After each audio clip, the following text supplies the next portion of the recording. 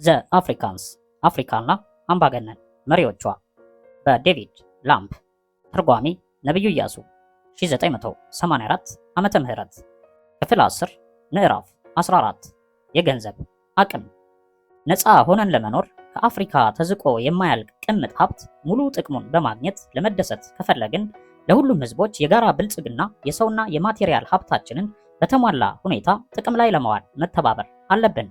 ኳሜ ንክሩማ የጋና ፕሬዝዳንት ከ1957 እስከ 1966 ከለንደን የተከራዩት ጀት አውሮፕላን በውድቅት ሌሊት ጋና ደረሰና ኮቶኮ ኢንተርናሽናል አውሮፕላን ጣቢያ በማረፍ እያዘገመ ወደ መቆሚያው ተጠጋ። በጣቢያው ምንም መንገደኛ የለም። ሁሉም ነገር ጸጥ ብሏል። የታጠቁ በርካታ ወታደሮች ወደ ቦይንግ 707 አውሮፕላን ተጠጉ። አውሮፕላኑ እንደመጣ በአቅራቢያው ወደምትገኘው የጋና ዋና ከተማ አክራ መልእክት ተላለፈ። ወዲያውም የመንግስቱ ሬዲዮ ጣቢያ የአየር ማረፊያው ወደቦችና ድንበሮች ሁሉ ሌላ መግለጫ እስኪሰጥ ድረስ ላልተወሰነ ጊዜ መዘጋታቸውን አወጀ። ሌላ መፈንቅለ መንግስት መሆኑ ነው ወይስ የአገሪቱ መሪ በሚስጥር ወደ ውጭ ሄዶ ቆይቶ መመለሱ ነው? አይደለም። ጋና በዚያ ሰሞን የገንዘብ ኖቶቿን መለወጧ ነው። ሴዲ በሚል ስያሜ የሚታወቀው ገንዘቧ የመግዛት አቅሙ ተዳክሞ ዋጋ ስላጣ ሰሞኑን ተሰብስቦ ከስራ ታግዷል፣ ይቃጠላል። በአውሮፕላኑ ውስጥ አዲስ ሴዲስ የሚል ስያሜ የተሰጠው ገንዘብ ያኛውን ለመተካት ተጭኖ መጥቷል። 690 ሚሊዮን ዶላር ዋጋ ያለው አዲስ የገንዘብ ኖትና ሳንቲም ነው። ከኢትዮጵያ ብር አንስቶ እስከ አንጎላ ኮዋንዛ በጥቁር አፍሪካ በዋጋዎች ንረት፣ በአስተዳደር ጉድለት፣ በገቢ ሸቀጦች ዋጋ ማሻቀብ፣ ለውጭ ገበያ በሚቀርቡ ምርቶች ዋጋ ውጣውረድ ምክንያት የገንዘቡ የመግዛት አቅም ተዳክሟል። የብዙዎቹ ሀገር ገንዘብ እንደ ትላንት ጋዜጣ ዋጋ አጥቷል። ሌላ ጎረቤት ሀገርም አይቀበለውም። በውጭ ባንክም ተቀባይነት የሌለውና ሊመነዘር የማይችል ነው። የገንዘቡ ልዩነት ራሱ የአፍሪካ አገሮችን በኢኮኖሚና በማህበራዊም ልክ በፈንጅ እንደታጠረ ድንበር ለያይቷቸው ይገኛል። በአፍሪካ የገንዘቡ የመገብየት ችሎታ ሲዳከም የሚወሰደው እርምጃ ተጨማሪ ገንዘብ ማተም ነው። ናይጄሪያ ከ1975 እስከ 1977 ብቻ የገንዘብ ስርጭቷን በ180% ጨምራለች። ጋና ደግሞ በ1976 ብቻ የገንዘብ ኖቷን 80% ጨምራለች። እንዲሁም ከ1965 እስከ 1979 የገንዘቡን ዋጋ 7 ጊዜ ቀንሳለች። የኡጋንዳ ገንዘብ ሚኒስቴር በአንድ ወቅት ለፕሬዝዳንት አሚን የገንዘብ እጥረት እንዳጋጠመ ሲነግራቸው መልካም ተጨማሪ አሳትማ ታዲያ አሉት። ተጨማሪ ገንዘብ እየታተመ በአሉት ጥቂት ምርቶች ላይ ሁሉም ሲረባረብ የባሰውን ገንዘቡ ዋጋ እያጣ የዋጋ ግሽበት እያሻቀበ ይሄዳል። ኡጋንዳና ዛይርን በመሳሰሉ አገሮች የዋጋ ግሽበት ከ100% ይበልጣል።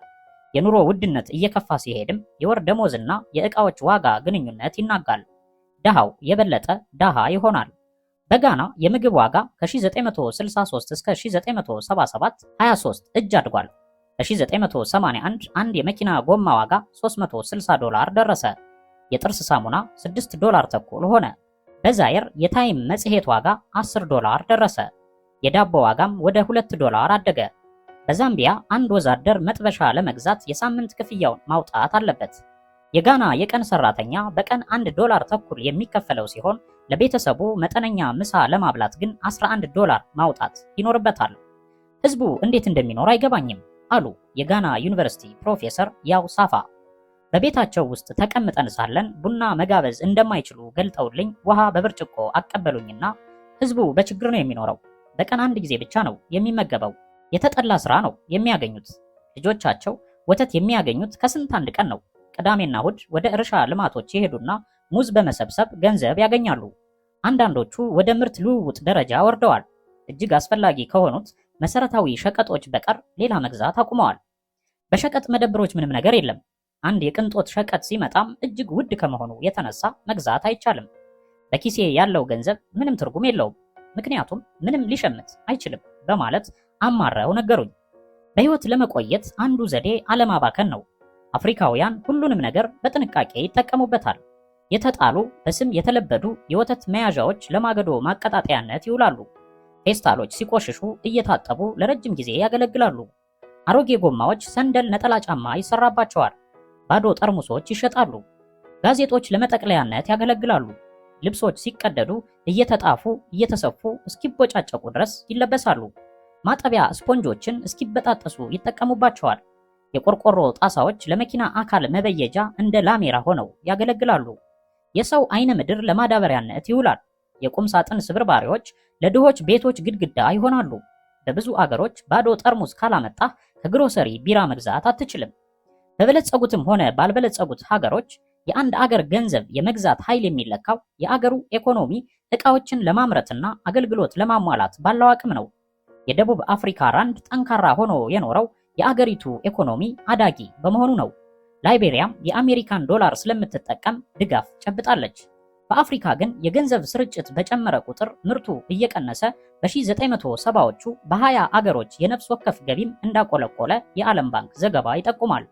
ገንዘቡ በላዩ ላይ የተጻፈውን ቁጥር ያህል የሚመጥን የመግዛት አቅም እንዲኖረው ወርቅ ካላስያዙ ወይም ዓለም አቀፍ ተቀባይነት ባለው ገንዘብ ዋስትና ካላሰጡት፣ አለዚያም ዕቃዎችን በማምረትና አገልግሎትን በማሟላት ችሎታ ካልተደገፈ የአፍሪካ ገንዘብ የመግዛት አቅም አጥቶ የፖስታ ቴምብር ሆኖ መቅረቱ ነው። የአፍሪካ አገሮች ነፃ ሲወጡ በቅኝ ገዢዎች ገንዘብ መጠቀም ለምደው ነበር። በእንግሊዝ ፓውንድ፣ በፈረንሳይ ፍራንክ፣ በፖርቹጊዝ ኤስኩዶ፣ በቤልጂክ ፍራንክ ይጠቀሙ ነበር። እያደር ግን ከፋይናንሱ ተጨባጭ ጥቅም ይልቅ ብሔራዊ ስሜት እያየለ በመሄዱ አገሮች አንድ በአንድ የአውሮፓ ድጋፍ ያለውን ገንዘብ እየተው ከአገር ውጪ ዋጋ የማያወጣና የማይመነዘር የየራሳቸውን የገንዘብ አይነት ፈጠሩ። በቦትስዋና ፑላ፣ በጋምቢያ ዳሊሲ፣ በኢኳቶሪያል ጊኒ ኤኮሎ፣ በስዋዚላንድ ላሊንጌ፣ በናይጄሪያ ናይራ፣ በሞንታኒያ አውጉያ፣ በዛይር ዛይሪ የተባሉት ገንዘቦች ተፈጠሩ። ሌላ ጥቅም ባይኖረውም አዲሶቹ ፕሬዝዳንቶች ፎቶግራፋቸውን መለጠፊያ አገኙ። ነገር ግን ብዙዎቹ እየተገለበጡ ሌላ የወረቀት ገንዘብ ይለወጥና ደግሞ የአዲሱ መሪ ፎቶግራፍ ይሳልበታል። ከዚያም የማይቀረውና ለኢኮኖሚ መረጋጋት ጤና የሚያውከው ጥቁር ገበያ መጣ። የዕቃዎች የዋጋ መጋሸብ ለአገር ቤቱ ገንዘብ ሰው ሰራሽ ኢኮኖሚ ፈጠረ። እውነተኛው ኢኮኖሚ በህገወጥ የውጭ ምንዛሬ ልውውጥና በኮንትሮባንድ ላይ ተመሰረተ። ወደዚህ ኢኮኖሚ ለመግባትም ዶላር ወይም ፓውንድ መለወጥ አስፈላጊ ሆነ። ስለዚህም አብዛኛው አፍሪካዊ በጋሸበው ኢኮኖሚ ውስጥ በችጋር መኖር ሲገደድ፣ አቅም ያለው ግን ህጋዊ ባልሆነ ጥቁር ገበያ እየመነዘረ ያስኬደው ጀመር። እነዚህ የገንዘብ ገበያዎች በምዕራብ አፍሪካ በሊባኒዞች፣ በምስራቅ አፍሪካ በህንዶች ቁጥጥር የሚካሄዱ ሲሆኑ እነዚህ ከበርቴዎች ብዙውን ጊዜ በአካባቢው አገሮች ህጋዊ ንግድ ያላቸውና አየር ባየር ንግድም የሚያካሂዱ ናቸው። የአገሬውን ገንዘብ በርካሽ ዋጋ ወደ ዶላር ወይም ፓውንድ ይለውጡና ወደ አውሮፓ ባንኮች በድብቅ ያሻግሩታል። ለምሳሌ የኡጋንዳ ሁኔታ እንመልከት። በ1980 ያልተዋጣላትን ኢኮኖሚዋን እንዲያገግም ለመርዳት የዓለም ገንዘብ ድርጅት የኡጋንዳ ገንዘብ ዋጋ እንዲቀንስ አዘዘ። በህጋዊ ምንዛሬ የኡጋንዳ 7 ሽልንግ 1 ዶላር ሆነ። ነገር ግን ጥቁር ገበያ ነጋዴዎች ለአንዱ ዶላር 140 ሽልንግ ይሰጡሃል። ባንኩ ከሚመነዝርልህ 20 ጊዜ የበለጠ ማለት ነው። በዚያ ሰሞን የካምፓላ ኢንተርናሽናል ሆቴል ለመኝታ የሚያስከፍለው 1000 ሽልንግ ነበረ። አንተ ሽልንጎች ብቻ ያሉ አፍሪካዊ ብትሆን የመኝታው ክፍል ኪራይ 140 ዶላር መሆኑ ነው። ግን ዶላሩ ኖሮህ በጥቁር ገበያ መንዝረህ ብትከፍል ዋጋው 7 ዶላር ብቻ ይሆናል ማለት ነው። በዚህ መልክ እነዚህ ሁለት ገንዘቦች ፊትና ኋላ ናቸው። የታደለውና ዶላር ሊያገኝ የቻለው ከህንዶቹ አስመጭና ላኪዎች ብዙ ሽልንግ እየለወጠ በርካሽ ይምነሸነሻል። ያልታደለው ብዙሃን ህዝብ ጭቁን ሲማቀቅ ይኖራል። የውጭ ምንዛሬ ለማግኘት በጣም ችግር ስለሆነ እንደ ታንዛኒያና ጋና ባሉት ሀገሮች ለትልልቅ ሆቴሎች የሚከፈለው በውጭ ምንዛሬ ብቻ ነው። የኬንያ አየር መንገድ ትኬት የሚሸጠው በውጭ ምንዛሬ ነው። በአንዳንድ ሀገሮች ከአገር የሚወጡ መንገደኞች የኮቴ በዶላር እንዲከፍሉ ይገደዳሉ። በብዙ የአፍሪካ ሀገሮች የአየር መንገድ ትኬቶች የሚሸጡት በዶላር ብቻ ነው። የአፍሪካ አስቂኝ ገንዘብ የአህጉሩን ኢኮኖሚ ሁኔታ ያመለክታል። የአፍሪካ ብዙሃን ኑሮ እያሽቆለቆለ የቢሮክራቱ ኑሮ እየለመለመ ነው። በአፍሪካ የነፍስ ወከፍ ገቢ በአማካይ 365 ዶላር ወይም በቀን 1 ዶላር ሲሆን ዛሬ በአንዲት ዶላር የሚገዛው ከ10 ዓመት በፊት ከነበረው በብዙ ያነሰ ነው። የምግብ አቅርቦት ተዳክሟል። የእርሻ ምርት አዘቅዝቋል። የወሊድ ብዛት ግን በእጥፍ ድርብ ጨምሯል። በዛምቢያ የነፍስ ወከፍ ገቢ ከ1970 ወዲህ 14% ሲቀንስ ወደ ውጭ የሚላከው 25% ወርዷል። የሸቀጦች ዋጋ ደግሞ 75% አድጓል። ወደ ትራክተር ሳይሆን በበሬ ወደ ማረስ ደረጃ ዝቅ ማለት ያለባቸው ሁኔታ ላይ ደርሰዋል። ይህን ማድረግ እንደሚሻል የፈረንሳይ የእርሻ ምሁር ኔሬ ዱምኔት ቢያስገነዝቡም አውሮፓውያን ወደ ኋላ ሊመልሱን ይሻሉ በሚል አልተቀበሏቸውም። የአፍሪካውያን ስሜት ከችግራቸው ጋር ተጣጥሞ አይራመድም። ባሪያ ንግድና ቅኝ ግዛት የተወው ጠባሳ ጥልቅ ስለሆነ ነጮችን በጥርጣሬ ይመለከቷቸዋል። ያለፈው ኋላ ቀርነት ደግሞ ስለሚሰማቸው አፍሪካውያን ምንም ውጤት ይምጣ ምን በሚፈጥሩት ስህተት እየተደሰቱ በእውር ድንብሱ አይነት ወደፊት መቀጠሉን ይመርጣሉ። ህዝቡ በኢኮኖሚው ሁኔታ የበለጠ በተማረረ ቁጥር የአፍሪካ መሪዎች ስልጣናቸውን ለመጠበቅ ማህበራዊ ቁጥጥሩን የበለጠ ያጠብቃሉ። የአህጉሪቱ ብሔራዊ የብድር ዕዳ በበዛ መጠን የበለጠ የውጭ መንግስታት ጥገኛ ይሆናሉ። የየዓመቱ ብድርም ለህዝቡ ኑሮ መሻሻል ከመርዳቱ ይበልጥ መንግስትን በስልጣን ለማቆየት የሚያግዝ ነው። ይህም አጥፊ ሂደት እድገት የማያስገኝና እዚያው ሞላ እዚያው ፈላ አይነት ሆኖ አዲስ ጠቃሚ ሐሳብና ጥልቅ ዕውቀት ያላቸው መሪዎችና ባለስልጣኖች በውድድር እየላቁ ወደ ስልጣን በመውጣት አገሪቱንና ህዝቡን ወደ ተሻለ እድገት እንዳይመሩት አስሮ የያዘ ነው። በዚህም የተነሳ የአፍሪካ አዲስ ትውልድ ወጣት ምሁራን በአገሪቱ የሚጫወቱት ሚና ኢምንት ሆኖ እንዲቀር እነርሱም በብስጭትና በጭንቀት እንዲባዝኑ ተደርገዋል። የላይቤሪያ ከፍተኛ የፋይናንስ አማካሪ የነበረው ለ50 አለቃ ሳሙኤል ዶ ስለ ዋጋዎች መጨመር ምክንያት ሲያብራራላቸው ሊገባቸው ስላልቻለ የሚያሻጥርባቸው መስሏቸው ሲያገሉት ወደ አሜሪካ ተሰደደ። አንዳንድ የአፍሪካ አገሮች ድህነታቸው ስር የሰደደ በመሆኑ ያለ እርዳታ መኖር የሚችሉ አይመስልም። በዚህ ከፍተኛ ቅምጥ ሀብት ባለው አህጉር ከዓለም ታላላቅ ማዕድናት 30 በመቶ በከርሰ ምድሩ ውስጥ እያለ እንዴት እንዲህ ኢኮኖሚያቸው የተንኮታኮቱ ለማኝ ሀገሮች የተሰበሰቡበት ምድር ሆነ? መልሱ በቅኝ ግዛት ውርስና ከነጻነት በኋላ በተከተሉት ባህሪ ላይ የተመሰረተ ነው። አውሮፓውያን አህጉሩን በቅኝ ግዛትነት ይዘው ያስተዳድሩ በነበረ ጊዜ የአፍሪካ ገበሬዎች ለአውሮፓ ፍላጎት መሟላት ሲባል ወደ ውጭ የሚላክ ሰብል እንዲያመርቱ ይገደዱ ነበር። ይህም የቅኝ ግዛት ወጫቸውን ለመሸፈንና ለአውሮፓ የሚያስፈልገውን ለማቅረብ ሲባል የሚካሄድ ነበር። የቅኝ ግዛት ኢኮኖሚና በኋላም ነፃ የወጡት ሀገሮች ኢኮኖሚ ሆኖ የቀጠለው በአንድ አይነት ምርት ላይ ብቻ የተመሰረተ ነበር። ይህም የተለያዩ አማራጭ ምርቶችን በማፍራት የአንዱ ዋጋ ቢያዘቀዝቅ በአንዱ ለመመርኮዝ የሚያስችል አልነበረም። እያንዳንዱ አገር በአንዲት የምርት አይነት ላይ ብቻ በመመካት እንቁላሏን በአንድ ቅርጫት ውስጥ እንዳስቀመጠች እመቤት ሆኑ። አደጋ ቢከሰትና ድርቅ ወይም ውርጭ ቢመታው ወይም የአስተዳደር ጉድለት ቢከሰት በቋፍ ላይ ያለው ኢኮኖሚ ድንገት ይንኮታኮታል። ለኬንያ የውጭ ምንዛሬ ማስገኛ ምርቷ ቡናና ሻይ ነው። የአንድ የምርት ወራት የአየር ጠባይ ሲናጋ አጨብጭባ ባዶ እጇን ትቀራለች። በዓለም ገበያ ዋጋው ቢወድቅም እንዲሁ ነው። በናይጄሪያ የመንግስት 85% የገቢ ምንጭ ነዳጅ ዘይት ነው። ዛምቢያ 96% ገቢዋ የተመሰረተው በመዳብና በኮልባት ማዕድን ነው። ጊኒ ቢሳው ከቦለቄ በስተቀር ይህን ያህል የሚያስመካ ሌላ ምርት የላትም። በእነዚህ ምክንያቶች አፍሪካ በዓለም ኢኮኖሚ ቀውስ ሲከሰት በሁለት በኩል ትጎዳለች። አንድም በሌሎች ቁጥጥር ስር ያለው የምርቶቿ ገበያ ዋጋ ሲወድቅ፣ ሌላም ደግሞ የምታስመጣቸው ሸቀጦች፣ መለዋወጫዎች፣ ነዳጅ ወዘተ ዋጋ ሲንር ችግሯ ይባባሳል። ምዕራባውያን ብዙ አይነት ምርት ስላላቸው የዕቃዎቻቸውን ዋጋ በመጨመር የሚያጋጥማቸውን የዋጋ ግሽበት ያጣጣሉ። አፍሪካ ግን እንዲህ ለማድረግ የተመቻቸ ኢኮኖሚ የላትም። አፍሪካ እየደህየች የምትሄድ ናት። በ1970 ነዳጅ ለማስመጣት ከገቢዋ 10% ከፈለች። በ1980 ይህ ወጪ ወደ 22% አደገ። ኡጋንዳ በዓመት ከቡና የምታገኘውን 10 ሚሊዮን ዶላር ገቢ በሙሉ ነዳጅ ለማግዣ ወይም ለማስመጫነት ታውለዋለች። ታንዛኒያ ነዳጅ ግዢዋን ወደ 700,000 ቶንስ ብትቀንስም የነዳጅ ዋጋ በመጨመሩ ምክንያት ዛሬ የምትከፍለው ግን ከ1970ዎቹ በ10 እጅ የላቀ ነው። በዚህ ሁኔታ ብሔራዊ ልማት ዋጋ ቢስ ይሆናል። የሚጣጣሩት ለመኖር ያህል ብቻ ይሆናል። አፍሪካ ልትገዛ ስትፈልግ ልክ በየዓመቱ ደሞዙ እንደሚቀነስበት ሰው የመግዛት አቅሟ የተዳከመ ሆኖ ታገኘዋለች። ለዚህ ሁኔታ ጥሩ ምሳሌ ጋና ናት። የጥቁር አፍሪካ የእድገት ህልም በዚያች ሀገር ተወለደና በዚያው ሀገር ተቀበረ። ለዚህ ችግር ጊዜያዊ ምክንያት የአገሪቱ ስግብግብና ጅል ወታደራዊ መሪዎች የተበላሸ አመራር ለ10 ዓመታት ስላመሰቃቀላት ነው። የተማሩና ኩሩ ከህዝብ መግባባት የሚችሉ የጋና ህዝቦች ዛሬ አገራቸው የወደቀችበትን አዘቅት ሲያስተውሉ በመገረም ራሳቸውን ይነቀንቃሉ። ይህ የተጎሳቆለና ሞራሉ የደቀቀ አገር አንድ ቀን ተመልሶ ቀድሞ የአፍሪካ ኮከብ እንደተባለው ሊሆን ይችላል በማለት ይጠይቃሉ። በ1957 ጋና ነፃ ስትወጣ የመጀመሪያዋ ጥቁር አፍሪካዊት ሀገር ነበረች። ያን ጊዜ ጎልድ ኮስት የሚል ስያሜ የሰጧት በባሪያ ንግድ ገንዘብ ያካበቱ ነጋዴዎች እንጂ ብዙ ወርቅ ኖሯት አይደለም። የጋና ወታደራዊ አምባገነን መሪዎች የሀገሪቱን ሀብት በመቀራመትና በአውሮፓ ባንኮች በማስቀመጥ ያለ ርህራሄ አሟጠጡት። የሚያስቡት ለሀገሪቱ እድገት ሳይሆን ከአገሪቱ ገቢ ቆርጠው የባንክ ሂሳባቸውን ለማሳደግ ነበር። በዚህም ምክንያት የትራንስፖርት ስርዓቷ ተንኮታኮተ። የሸቀጥ መደብሮቿ፣ መደርደሪያዎቿ ባዶ ቀሩ። ህጋዊው ኢኮኖሚ በጥቁር ገበያ ተተካና ማጭበርበርና ኮንትሮባንድ ተንሰራፋ።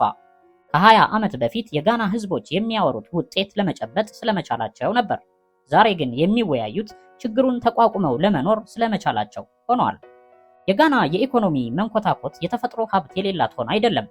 የካካዋ ሽያጯ በዓመት $1 ቢሊዮን ነው። የእርሻ መሬቷ ለም ነው። ወንዞቿ አሳ የሞላባቸው ናቸው። ጫካውም የመሃል አገሩ ክፍል አልማዝ፣ ወርቅ፣ ቦክሳይትና ማንጋኒዝ ማዕድናትን የያዘ ነው። በ1970ዎቹ መጨረሻ ጋና ዋና ዋና ማንቀሳቀሻ ዕቃዎቹ በሌቦች እንደወላለቀ መኪና ተሰነካክላ ተራቆተች። ብዙ ዜጎቿ ወደ አካባቢው አገሮች ኮበለሉ። በየቀኑ 50 የሚደርሱ የጋና ተማሪዎች ቪዛ ለመጠየቅ አሜሪካን ኤምባሲ በር ፊት ለፊት ይሰለፋሉ። ግማሾቹ የተጭበረበረ ትምህርት መረጃ በማቅረብ ቢከለከሉም በ1979 ብቻ 2000 የጋና ዜጎች በአሜሪካ ዩኒቨርሲቲዎች ለመማር ወደ ዩናይትድ ስቴትስ ተጓዙ። 828 የሚሆኑት ደግሞ ለትምህርት ላልሆነ ዓላማ ወደዚያው ሄዱ። ታዲያ በዋሽንግተን ታክሲ እየተከራያችሁ ስትዘዋወሩ ብትውሉ የምታገኟቸው ታክሲ ነጂዎች አብዛኛዎቹ ከጋና፣ ከናይጄሪያ ወይም ከኢትዮጵያ እንደሚሆኑ አያጠያይቅም። ፕሬዚዳንት ኳሜ ኑክሩማ ብዙ ቃል የገቡላት ጋና እንዲያ ሆና መቅረቷ በጣም የሚያሳዝን ነው። ኑክሩማ ደከመኝ የማይሉ ጥሩ ሐሳቦች የሚያመነጩ ጀግና መሪ ነበሩ። በ1930ዎቹና በ1940ዎቹ በአሜሪካ ሲማሩና ሲዘዋወሩ ከቆዩ በኋላ ሁለተኛው የዓለም ጦርነት ሲያበቃ በጻፉት የነጻነት ሐውልት እጇን ከፍ አድርጋ መልካም መንገድ ስትለኝ አየሁ። እኔም በሐሳቤ ስለ ነጻነት እውነተኛ ትርጉም አይኔን ከፍተሽልኛል አልኳት። መልእክትሽን ለአፍሪካ ሳላደርስ እረፍት አይኖረኝም በማለት አሰፈሩ። እንዳሉትም አደረጉ። የራስ አስተዳደር አሁን በሚል መፈክር በጋና ህዝቡን በመቀስቀስ ብሔራዊ ጀግና ሆኑ። ወዲያው ህዝብን አነሳሳ በሚል በእንግሊዞች ታሰሩ። በኋላም ተፈቱና እንደ ኔሄሩና እንዲያውም እንደ ዘመናቸው ሙሴ ተቆጥረው ትልቅ አድናቆትን አተረፉ። መልከ መልካምና ተሰሚነት ያላቸው ስለነበሩ ህዝባቸው እሳቸውን ተከትሎ የአፍሪካን የፖለቲካ እድገት መራ።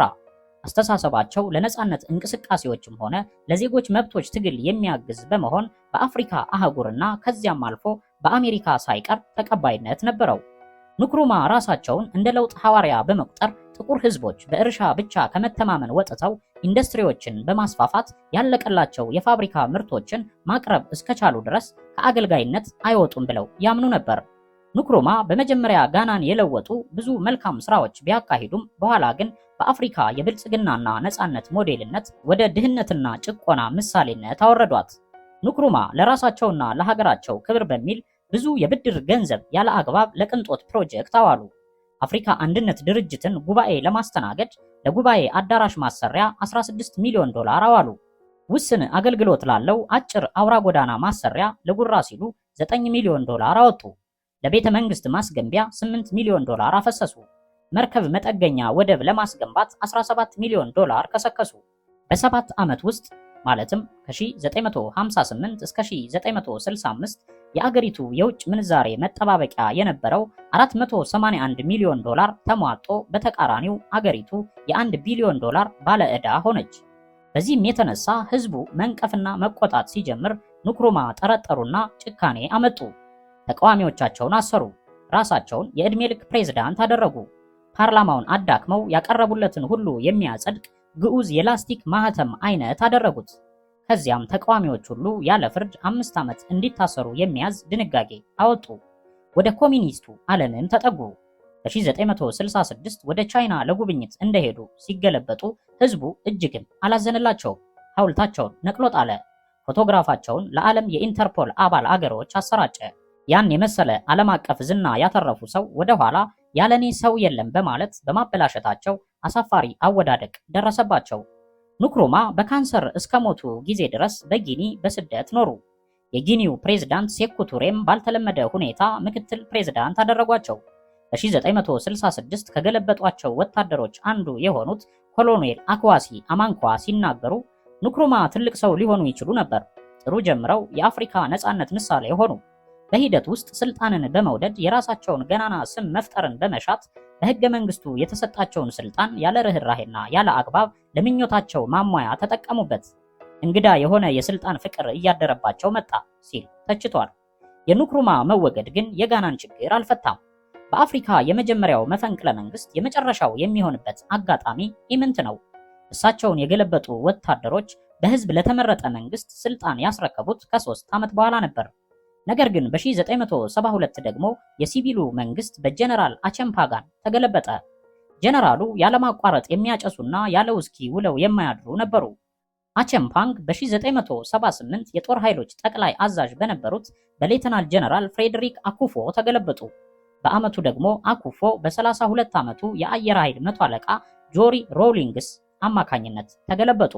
መቶ አለቃውም ጋናን ለማጽዳት በሚል በሚስጥር ባካሄዱት ፍርድ ሁሉንም የቀድሞዎቹን መሪ ጀነራሎች አቻምፕጋንም አኩፎንም ገደሏቸው። የቀድሞ መሪዎችና ባለስልጣኖች አይናቸው ተሸብቦ ሲሰቀሉ ሲነዱ ህዝብ ተግባር ሁሉንም ጨርሷቸው በማለት ጮኸ። በመስከረም ወር 1979 ጆሪ ሮሊንግ ቃል በገቡት መሰረት ስልጣኑን በህዝብ ለተመረጠ መንግስት ሲያስረክቡ ህዝቡን አስገረሙ። በፕሬዝዳንት ሂላሊማን የሰለጠኑ ዲፕሎማት የሚመራው የሲቪል መንግስት የውጭ መዋዕለ ንዋይ ወደ ሀገር ውስጥ እንዲገባ ባለማበረታታቱ ጋና ጭራሽ ቆረቆዘች። ብሔራዊ ዕዳዋ ወደ $2 ቢሊዮን አሻቀበ። የብድር ዕዳ መክፈል ካቆመ 89 ወራት አለፉ። የዋጋ ግሽበት በየዓመቱ 100% ይጨምር ጀመር። መሰረታዊ ሸቀጦች ለአይን ስለጠፉ ናይጄሪያ እንደ ገና ስጦታ 23 የጭነት መኪና ምግብና መድኃኒት ላከችላት። በ1981 ጆሪ ሮሊንግ በጡረታ ከተሰናበቱበት ቦታ ጠመንጃ አንግበው የጦር ሰራዊቱን ድጋፍ ይዘው ብቅ በማለት ከ27 ወራት በኋላ ስልጣን ዳግም በመንጠቅ ፕሬዝዳንት ሊማንን በማስወረድ በምዝበራና በአስተዳደር ጉድለት ከሰሷቸው። ወዲያው የጋና ወታደሮች በደስታ እየፈነጠዙ የዋና ከተማዋን የአክራ ሱቆች በመዝረፍ አጸዷት። ሮሊንግ በበኩላቸው ከተገቢ ዲሞክራሲ ሌላ የምንጠይቀው ነገር የለም በማለት በሬዲዮ ለፈፉ። እንደ ሌሎች የአፍሪካ አገሮች ሁሉ ጋና ዛሬ አንዱ ችግሯ የንግድ ልውውጥ የምታደርገው ከለሙት አገሮች ጋር መሆኑ ነው። ከጎረቤቶቿ ጋር የንግድ ልውውጥ የላትም። ይህም የአፍሪካን ኢኮኖሚ የሚያላሽቀውና በቅኝ ገዢዎች የተመሰረተው የአንድ ምርት ኢኮኖሚ ውርስ ነው። አፍሪካ በራሷ አህጉር ካሉ አገሮች ጋር የምታደርገው የንግድ ልውውጥ 4% ብቻ ነው። ይህም በዓለም አነስተኛ የአህጉር አቀፍ የንግድ ልውውጥ ነው። ይህ ሁኔታ የሚፈጥረውን ችግር ለመረዳት የአሜሪካ 50ዎቹ ስቴቶች እርስ በርስ ሳይሆን ከሌላው ዓለም ጋር ብቻ ቢነግዱ ምን ይፈጠር ነበር በሚለው ምሳሌ መሰረት መውሰድ ይቻላል። ስለዚህ እያንዳንዱ ስቴት ስጋ ከአውስትራሊያ፣ ሰላጣ ከሜክሲኮ ቢያስመጣና አሳዎችን ከኢጣሊያ፣ ጀልባዎችን ለብራዚል ቢልኩና የፋብሪካ ምርቶችን ለአውሮፓና እስያ በመግዛት እርስ በርስ ምንም ባይለዋወጡ ችግር ላይ ይወድቁ ነበር።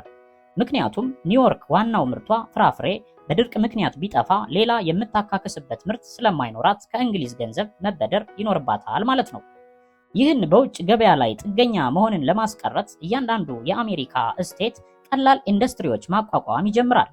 ግን ቅንጅት ስለማይኖረው ጎረቤት ሀገር ምን እየተሰራ እንደሆነ አያውቅም እንበል። ወዲያውም እያንዳንዱ ስቴት የራሱ ቢራ ፋብሪካ፣ የሲሚንቶ ማምረቻ፣ የሲጃራ ፋብሪካ ያቋቁማል።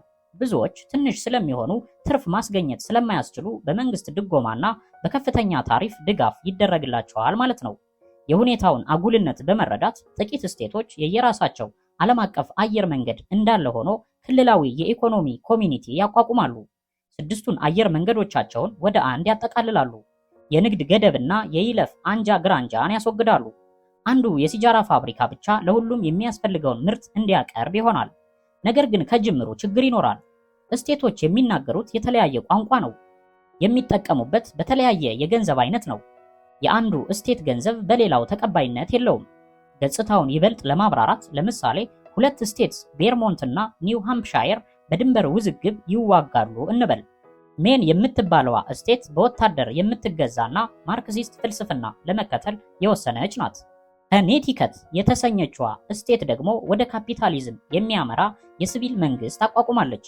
ሮድ ደሴት ራሱን የዕድሜ ልክ ፕሬዝዳንት ባደረገ የፖሊስ መኮንን ትተዳደራለች። ማሳቹሴትስ ደግሞ የመንግስት ግልበጣ ሙከራ ተደርጎባት በማክሸፍ ካናዳን የወታደር እርዳታ እንድታደርግላትና የግዛት አንድነቷን እንድትጠብቅላት ጠይቃለች። ይህ ምሳሌያዊ አገላለጽ ለአሜሪካ ስቴቶች እንግዳ ነገር ቢመስልም የአፍሪካ የንግድና የክልል ግንኙነት ግን ይህን የመሰለ ነው። በቅኝ ግዛት ውርስ ወጥመድ ተይዛ በፖለቲካና በባህል ልዩነት ተከፋፍላ በአህጉር አቀፍ አውራ ጎዳናና የመገናኛ ስርዓት አለመኖር ተለያይታ እያንዳንዱ አገር ቅጥ ባጣ ሁኔታ ከተበታተነ የገበያ ስፍራ የማይሻል ከጎረቤቶቹ ጋር ግንኙነትም ሆነ መደጋገፍ የሌለው ነው። በ3 እና በ4 ክልላዊ የኢኮኖሚ ኮሚኒቲዎች ብትሰባሰብ አፍሪካ ትልቅ የኢኮኖሚ ጥንካሬ ሊኖራት ይችላል። 51 የተለያዩ ሀገሮች ሆና ግን አንዳችም ጥንካሬ ሊኖራት አይችልም። አፍሪካ በዚህ ሁኔታ ተበታትና ስርዓት እየበዛ ምርት እየቀነሰ ሲሄድ ከችግር ሊያወጧት የሚችሉት ምሁራኖቿ በአምባገነን ደንቆሮ መሪዎች ተጽዕኖ እየደረሰባቸው በሀገራቸው የተነፈጉትን ነፃነት ለማግኘት ወደ አውሮፓና አሜሪካ ይኮበልላሉ። ፋብሪካዎችም ኪሳራ ላይ ይወድቃሉ። ይህ የሚሆነው የላብ አደሩ ደሞዝ ከፍተኛ ሆኖ ሳይሆን የስራ ዲሲፕሊኑ ደካማና ስራው ጥራት የሌለው ከስራ መቅረትን የሚያበዛ የእጅ ሙያውን ያላሻሻለ በመሆኑ ነው። በዚህም ምክንያት ምርት እየቀነሰ የህዝብ ቁጥር እያደገ መጣ። ሁሉ ነገር የመለማመጃ አይነት በመሞከርና በመሳሳት የሚካሄድ ሆነ። ስለ ምርት መቀነስም የሚጨነቅ ያለ አይመስልም።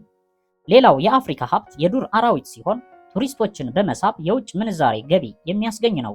ጥሩ ብሔራዊ ፓርኮች ከተዘጋጁ ቱሪስቶች ይጎርፋሉ። ለምሳሌ ኬንያ በዓመት 150 ሚሊዮን ዶላር ከቱሪዝም ታገኛለች። ይህም ከቡና ከምታገኘው ያላነሰ ገቢ ነው። ነገር ግን የአህጉሪቱ ይህ ታላቅ የአራዊት ሀብትም እየተመናመነ ነው። ችግሩም ሰው ሰራሽና ተፈጥሯዊ ነው። ለዝሆን ጥርስ ሲባል ዝሆኖች እየታደኑ እያለቁ ናቸው። የዝሆን ጥርስ ትልቅ ዋጋ እያገኘ በሄደ መጠን ለዝሆን ጠንቅ ሆነ። በ1970 የዝሆን ጥርስ ግማሽ ኪሎ የማይሞላው $2 ከ30 ሳንቲም ነበረ። በ1980 ያው መጠን ዋጋው $70 ደረሰ። የራይኖስረስ ቀንድ ደግሞ በመካከለኛው ምስራቅ ግማሽ ኪሎ የማይሞላ $300 ደርሷል። በዚህ ምክንያት አዳኞች በድብቅ እየተሰማሩ ይህን የአውሬ መንጋ ይረፈርፉት ጀመር። 5 እና 6 ዓመት ቢማስን የማያገኘውን ገንዘብ ከአንድ የዝሆን ጥርስ ያፍስ ጀመር። በናይሮቢ የሚኖር እንግሊዛዊ ሳይንቲስት ባካሄደው የመጀመሪያ አህጉር አቀፍ ጥናት እንዳመለከተው በአፍሪካ 35 ሀገሮች ውስጥ 1,300,000 ዝሆኖች እንደነበሩ ይገልጣል። በአሁኑ ጊዜ ግን በዓመት ከ500,000 እስከ 150,000 የሚደርሱት እየተገደሉ ስለሆነና ይህም ሊራቡ ከሚችሉት ቁጥር በላይ ስለሆነ እያለቁ ነው። በ1973 በኬንያ 70,000 ዝሆኖች ነበሩ። ዛሬ ግን ምናልባት የዚያ ግማሽ ቢኖራት ነው። የናይሮስረስ ብዛት ደግሞ በኬንያ ከ10,000 ወደ 2,000 ዝቅ ብሏል። በዚህ ስጋት የተነሳ የሰለጠኑ ወታደሮች በአንዳንድ ፓርኮች ያሉ ራይኖዎችን በነፍስ ወከፍ እንዲጠብቁ የ24 ሰዓት ዘብ ተመድበዋል። በ1966 በኡጋንዳ ደቡባዊ አውራጃ 8,000 ዝሆኖች ነበሩ። የኢዲ አሚንዳዳ ወታደሮች ባካሄዱት ስልት የተከተለ ጭፍጨፋ ወደ 160 ቀነሷቸው። ዛሬ ግን አንድም አይገኝም። ከአንድና 2 ትውልድ በኋላ የአፍሪካ ዝሆንም እንደ አሜሪካ ቡፋሎ ብርቅዬ ሊሆን ይችላል የሚል ስጋት አለ። ዓለም አቀፍ ግፊት እያየለ አራዊት እንዲጠብቁ ተጽዕኖ ሲበዛ ኬንያ አደንን በሕግ ከለከለችና ለይስሙላ ያህል 70 ወታደሮች በመመደብ ታላቋ ብሪታንያን የሚያክለውን ሰፊ ክልል በእነዚህ ለማስጠበቅ ሞከረች። ዝሆኖችን በመርዛማ ጦር ወይም ቀስት መግደል ወይም የሚያደነዝዝ ጥይት ተኩሰው እየመቱ ጥርሳቸውን መውሰድ ቀጠሉ። ገዳዮቹና ዘራፊዎቹን የሚያሰማሯቸው ደግሞ አንዳንድ ባለስልጣኖች ስለሆኑ መቆጣጠር አልተቻለም። የኩባንያዎች ባለንብረቶችም በተለይ ዩናይትድ አፍሪካን ኮርፖሬሽን የሚባለው በዚህ ህገወጥ ንግድ ስማቸው የተጠራ ሲሆን የውጭ ሀገር ተቀባዮችም ከሆንግ ኮንግ ከኬንያ የተቀበሉት በህጋዊ መንገድ መንግስት ከሸጠው ብዙ እንደማይበልጥ የንግድ ስታስቲካዊ መረጃዎች አረጋገጠ። የዓለም ባንክ ከኬንያ ለአራዊት ጥበቃ የሚመደቡ ሰዎችን አሰልጥኖ ለማሰማራት የሚያስችል $3 ሚሊዮን ለገሰ። መንግስት ግን በዚህ ገንዘብ ያሰለጠናቸውን ልዩ ኮማንዶዎች በበረሃው ሶማሊያ ድንበር በኩል አራዊት በሌለበት ለጥበቃ ዘብ እንዲቆሙ አደረገ። ዘረፋው ቀጠለ። የኬንያ ባለስልጣኖችም እየከበሩ ሄዱ። አፍሪካ የዱር አራዊት ሀብቷን ብትንከባከብ መልካም ነበር። ነገር ግን ለነሱ አራዊት ብርቅም ድንቅም አይደለም። አሜሪካውያን በጃርት እንደማይደነቁት ማለት ነው። ከባለስልጣኖቹ ጋር ግንኙነት ላለውና ጠመንጃ ለያዘ እነዚህ አራዊት በቅጽበት ለመበልጸግ የሚያስችሉት ናቸው። ዝሆኖች መንደሩንና ትምህርት ቤቱን ደምስሰውት ነፍሱን ለማዳን ዛፍ ላይ ተንጠልጥሎ ላደረ ኬንያዊ ዝሆኖችን ውደድ ማለት የማይመስል ነገር ነው። በዚህ ላይ ዝሆን የሚበላው በቀን አንዱ ብቻ መዓት ስለሆነ በሳምንት ውስጥ እልም ያለውን ለም ክልል በረሃ ሊያደርገውና ብዙ ጋሻ መሬት እህል ሊያበላሽ ስለሚችል መሬት ለጠበበው ኬንያዊ ሊያርስ የሚችለውን መሬት ለዝሆንና ለቱሪስቶች ሲል መተው የማይቀበለው ቅንጦት ነው። በ1975 ሁለት የዝሆን መንጋዎች ወደ ሩዋንዳ ገበሬዎች እርሻዎች ዘልቀው አገር ሲያጠፉ የሩዋንዳ መንግስት ፈረንጅ አዳኞችን ለመነና መንደሩን ለህዝብ እንዲያስለቅቁ አደረገ። በእግርና በአየር በተደረገ አሰሳ 106 ዝሆኖች ተገደሉ። 26 ግልገሎችን በአደንዛዥ ጥይት በመምታት ወደ ብሔራዊ ፓርክ ወሰዷቸው። ስለ አራዊት እንክብካቤ የሚሰብኩ የአውሮፓ ሊቃውንት እሪ አሉ። የሩዋንዳ መንግስት ግን ቀላል ምርጫ ማድረግ ነበረበት።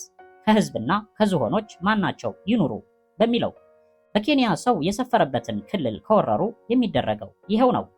አንድ ቀን በኬንያ 200 ዝሆኖች ያህል ያሉበትን መንጋ ከተራቆተው ሰሜን ኬንያ ወደ አበርዳሬ ብሔራዊ ፓርክ ለመንዳት በእግርና በአውሮፕላን ጥረት ሲደረግ አብሬ ነበርኩ።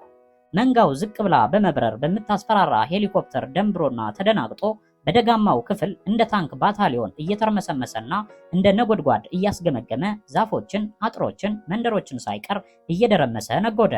ሰብሰብ ብለው በመቆም ኩምቢያቸውን ወደ ላይ ሰቅለው እንደ ጥሩምባ ነፊ አረፍ ይሉና እንደገና ሚንጋጋሉ። መሬት ተንቀጠቀጠች። መንደርተኛው ሁሉ ሽሽት ያዘ። አቧራው ወደ ሰማይ ተነሳ። መንጋው የሸለቆውን ደን አረገፈው። ግልገሎቹ ወደ ኋላ ላለመቅረት ይጣደፉ ጀመር። ትላልቆቹ ደግሞ ዝቅ ብላ በዛፎች አናት ጥግ በምትበረዋ ሄሊኮፕተር ፊት በአደጋ ጥሩምባ ወይም ሳይነር እየተነዱ ይነጉዳሉ። አብራሪው ሄሊኮፕተሯን ወዲያና ወዲህ እያዞረ ከብቶች እንደሚጠብቅ ፈረሰኛ ወይም ካውቦይ መንጋውን ወደሚፈለገው አቅጣጫ ይነዳዋል። ለመንጋው መሄጃ የሚያመቸውን ሸለቆ ከላይ ሆኖ እየቃኘ በእግር ሆነው ለሚያግዙት መመሪያ ይሰጣል። ወደ ደቡብ ሰብሮ ለማምለጥ የሚፈልግ መንጋ ስላለ ጥቂቶቻችሁ በዚያ በኩል ቅደሙ የሚል መልእክት አስተላለፈ። መልካም ቦንጎ አንድ ትሰማኛለህ? መኪኖቹ በቂ ርቀት ላይ ስለሆኑ ከዚያ በኩል መንጋዎቹን ለመመለስ ካሉበት ተዋቸው። ፊሊፕስ ምን አለ በአንተ በኩል ንገረኝ የሚል መልእክት ይለዋወጣሉ። ከዚያም ከሄሊኮፕተሯ በላይ በሴስና አውሮፕላን እየበረረ ከሚገኘው ጋር መልእክት ተለዋወጠና ከገበሬዎች ጋር ስላለው የመሬት ጭቅጭቅ ያስረዳኝ ጀመር። እንዲሰማኝ ብሎ ጮክ በማለት እዚያ ታች የምታየው ገበሬ ካላረሱት እያለ የሚከራከርበት ምድር ነው። ኬንያም በአንድ በኩል የዱር አራዊቶቿን እንከባከባለሁ ትላለች። የማይጣጣሙ ግቦች ናቸው። አብረው ሊሄዱ የማይችሉ ሐሳቦች ናቸው። ገበሬውና አራዊቱ በቀረቻቸው አነስተኛ መሬት ላይ ፉክክር ይዘዋል። ኬንያ ሁለቱንም ማድረግ ስለማትችል ብሔራዊ ምርጫ ማድረግ ይኖርባታል። የሰው ልጅና እንስሳ በጥቅም በተጋጩ ቁጥር እስከ ዛሬ በአሜሪካም ሆነ በአፍሪካ አሸናፊ ሲሆን የታየው አንዱ ብቻ ነው አለኝ። በየፓርኮቹ የአራዊት ጥበቃ ኃላፊ በመሆን ኬንያን ሲያገለግሉ የኖሩት ፈረንጆች ሙያተኞች በጥቁሮች እየተተኩ ነው። ጥቂት ቆይቶ በቱሪዝም ኮሚሽን ያሉት ፈረንጆችም ይባረሩና የአራዊት ሀብት በድብቅ በሚያሸሹ ቢሮክራቶች ይሞላሉ። የዱር አራዊቱ ከማለቅ የማይድኑ መሆናቸው በጣም ያሳዝናል። እስካሁን ስለ ችግሩ ተወያየን። መፍትሄውስ? ለመሆኑ መፍትሄ ይኖረው ይሆን? ምዕራባውያን የሚረዱ ከሆነና አፍሪካም ይህን ታላቅ ሀብቷን ለመጠበቅ ከቆረጠችና የግል ጥቅም ሳይሆን የአገር ጥቅም ማስቀደም ከቻለች መልሱ አሁን ነው። ስለ ሳውዲ አረቢያ ብልጭልም የሚል ተስፋ ስንት እንደተጻፈላት አስብ። ያች ሀገር ያላት ነዳጅ ዘይት ብቻ ነው። አፍሪካ ግን ነዳጅም አላት፣ ሌሎች ማዕድናትም አሏት። ማለቂያ የሌለው ራሷን የሚያስችላት የእርሻ መሬት አላት። ሳውዲ አረቢያ ገና መሰረተ ልማት እየዘረጋች ስትሆን አፍሪካ ግን የተሟላም ባይሆን ከ100 ዓመት በፊት ጀምሮ የተዘረጉ የልማት መሰረቶች አሏት። ሳውዲ አረቢያ ለምዕተ ዓመታት ከዓለም ተገልላ የኖረች ሀገር ናት። አፍሪካ ግን ለብዙ ትውልዶች ከዓለም ጋር ግንኙነት አድርጋ የቆየች ናት። ሳውዲ አረቢያ አሸዋ ብቻ የሆነች የምታቃጥል በረሃ ስትሆን አብዛኛው የጥቁር አፍሪካ ምድር ግን የአየር ጠባዩ ተስማሚ፣ ዓይንን የሚማርክ ውበት ያለው በመሆኑ ከመላው ዓለም የሚጎርፉ ቱሪስቶች መዝናኛ ስፍራ በመሆን የአያሌ ቢሊዮን ዶላር መፍሰሻ ምድር ሊሆን የሚችል ነው። አህጉሪቱ የፖለቲካ መረጋጋትና ተከታታይነት ያለው ልማት ማረጋገጥ አለባት። የመከላከያና የደህንነት ወጪዋን መቀነስ ይገባታል። በእርሻ ላይ ቅድሚያ ትኩረት ማድረግና በዚያም ላይ ተመስርታ ቀላል ኢንዱስትሪዎች ማስፋፋት ይኖርበታል። እንደ አስፈላጊነቱ በውጭ ኤክስፐርቶች መጠቀምም ይረዳታል። በፖለቲካና በርዕዮተ ዓለም ከማተኮር ይልቅ የሚያዋጣውን የኢኮኖሚ አቅጣጫ መከተል ጠቃሚ ነው። በተባበሩት መንግስታት የአፍሪካ ኢኮኖሚ ኮሚሽን በተለመው ግብ መሰረት አህጉሪቱ በ2000 ዓመተ ምህረት የኢንዱስትሪ ምርቷ ከዓለም ተመሳሳይ ምርት 1/50ኛው ይሆናል። ይህም ሊሆን የሚችል ውጤት የሚጨበጠው አፍሪካ ምርታማነቷን ከ1980 በ4 እጅ ያሳደገች እንደሆነና አስፈላጊ የሆኑ አውራ ጎዳናዎችን፣ ወደቦችን፣ ፋብሪካዎችን፣ የሙያ ማሰልጠኛዎችን ለመገንባት የሚያስፈልጋትን 250 ቢሊዮን ዶላር መዋዕለ ንዋይ አግኝታ ስራ ላይ ያዋለች እንደሆነ ነው። ይህ ሊሳካ የማይችል ቢመስልም የተፈጥሮ ሀብቷን ለማልማት ጠቃሚ እርምጃዎች ከወሰደች ሊሳካላት ይችላል። አንደኛ፣ የእርሻ ምርትን በመጨመር ወሊድ መቀነስ። ሁለተኛ፣ ከአዲሱ ትውልድ ታማኝነት ያላቸውን የተማሩትን ጥበብና ድፍረት ያላቸውን በብዙሃኑ ተወካይነት ብሔራዊ አመራር እንዲጨብጡ መፍቀድ አለባት። ሶስተኛ ደግሞ የአካባቢ የኢኮኖሚ ኮሚኒቲዎች በመመስረት ጠንካራ የኢኮኖሚ ትስስር መፍጠር ይገባል። የአካባቢ ቡድኖችን መመስረት አዲስ ሀሳብ አይደለም። በአንድ ወቅት ኬንያ፣ ታንዛኒያና ኡጋንዳ አርአያነት ያለውና ኢኮኖሚስቶች ያደነቁት የምስራቅ አፍሪካ ኮሚኒቲ መስርተው ነበር።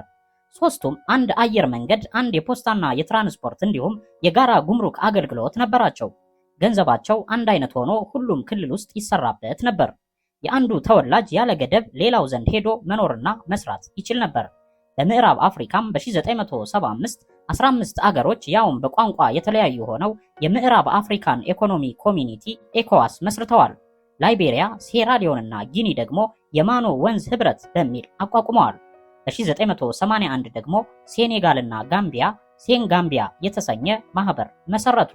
ሲያወሩት ለአፍ የሚቀለው ግን በስራ ለማዋል አስቸጋሪ ነው።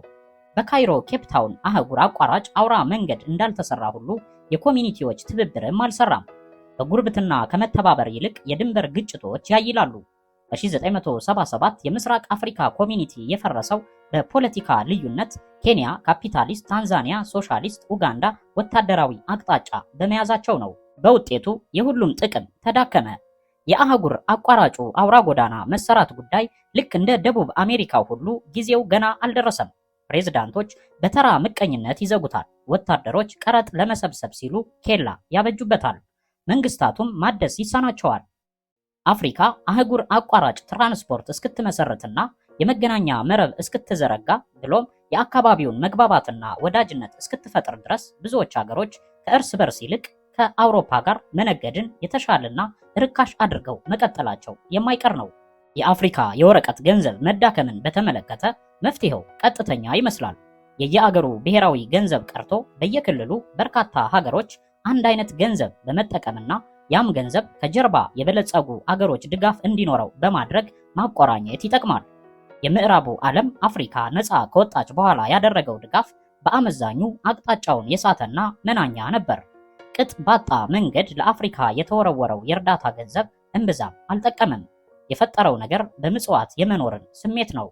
መንግስታትም ከውጭ በነፃ የሚመጣውን የረሃብ እርዳታ በመተማመን እጃቸውን አጣጥፈው ተቀመጡ። የአፍሪካን ኢኮኖሚ የሚያንቀሳቅሰው ሞተር ድህነት ሆኖ አረፈው። ፕሬዝዳንቶች አስቸኳይ እርዳታ ያስፈልገናል ብለው በለፈፉ ቁጥር ምዕራባውያን የሚያስፈልገውን እህል መጠን በመርከብ ጭነው እስከላኩ ድረስ አፍሪካ ምርትን ስለማሳደግ ምን አስጨነቃት? የምዕራቡ ዓለም ማድረግ ያለበት ነገር አስገዳጅ እቅድ በማውጣት ሶስተኛው ዓለም የበለጠ በማምረት የሚያባክነውን በመቀነስ እንዲሰራ ማድረግ ነው። ምንም አይነት ርዕዮተ ዓለም ቢከተሉ ሁሉንም ሀገሮች መርዳት ያስፈልጋል። ያለዚያ የአካባቢው ትብብሮችን ማደናቀፍና የክልሉን የእድገት አቅም ማዳከም ይሆናል። አሜሪካ እንደምታደርገው የራሷን የፖለቲካ አመለካከት የሚከተሉትን ብቻ ለመጥቀም መሞከርና እርዳታን የፖለቲካ ፍላጎት ማስፈጸሚያ ማድረግ የወሰን ግጭቶችን በማባባስ የአፍሪካን የጋራ ልማት ከማዳከም በስተቀር ፋይዳ የለውም። ለአፍሪካ ልማት ቁልፉ በምዕራብ እጅ ነው።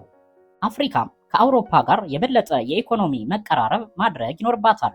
ፕሬዝዳንቶችም ፎቶግራፋቸው ያለበትን የወረቀት ገንዘብ ሰርዘው ለክልሉ ሁሉ አንድ አይነት በሆነ ገንዘብ በመተካት ብሔራዊ ክብር የሚሉትን የግል ኩራትን አውልቀው ለመጣል ፈቃደኛ ሊሆኑ ይገባል። ይህ እርምጃ ለኢኮኖሚ መረጋጋትና ለክልላዊ ትብብር ገንቢ ቢሆንና ደሃ ሀገሮችን የሚያጠናክር እንደ ናይጄሪያ ሀብታም የሆኑትን የሚያከብር ቢሆንም አንዳንድ ተቺዎች የእጅ አዙር ቅኝ አገዛዝ ሀሳብ አድርገው ሊመለከቱት እንደሚችሉ አያጠራጥርም። ነገር ግን አፍሪካ የኢኮኖሚ ተስፋዋን ልትገነዘብ ካስቻላት ዛሬ እንደምታደርገው ወደ ኋላ ከመንሸራተት ወደፊት መራመድ አይሻላትምን? እያለ ይቀጥላል። ዘ አፍሪካንስ የተሰኘውና አፍሪካና አምባገነን መሪዎቿ በሚል በ1984 በነቢዩ ኢያሱ የተተረጎመው መጽሐፍ። ተከታዩን ክፍል በቀጣይ ጊዜ ይዘንላችሁ እንቀርባለን። ሰላም ሁኑ።